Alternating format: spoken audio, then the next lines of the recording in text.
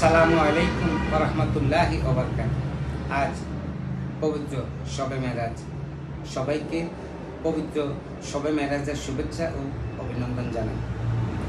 শত রাতের মাঝে প্রেমে আল এক রাত, মিলিত হলেন রব ও রাসূল, রাঙ্গিয়ে কায়নাত। জগৎ জুড়ে ইলাহি নূর করছে বিরাজ, জানো কি আসছে আজ পবিত্র শবে মেরাজ। আলহামদুলিল্লাহ।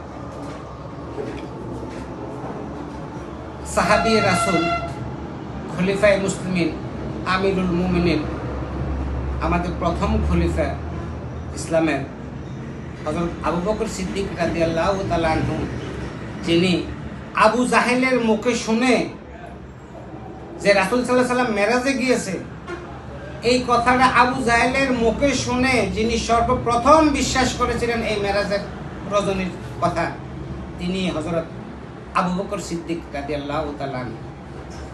আমরা সেই নবীর উম্মত।